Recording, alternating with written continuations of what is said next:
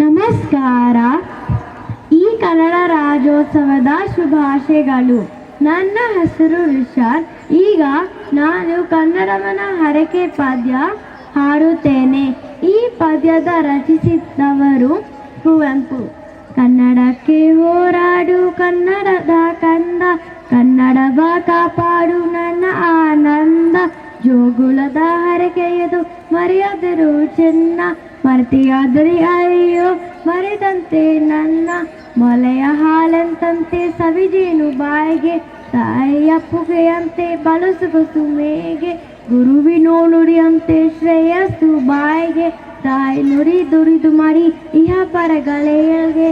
ಕಮ್ಮೆಯ ಕಂದೆಯ ಬಿಡುವೆನು ನಿನ್ನ, ಕನ್ನಡಮನ ಹರಕೆ ಮರೆಯದಿರು ಚೆನ್ನ. ಮರೆತೆಯಾದರೆ ಅಯ್ಯೋ ಮರೆತಂತೆ ನನ್ನ, ಹೋರಾಡು ಕನ್ನಡಕ್ಕೆ ಕಲಿಯಾಗಿರನ್ನ.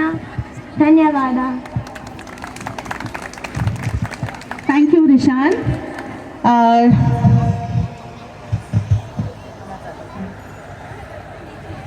Rishan just recited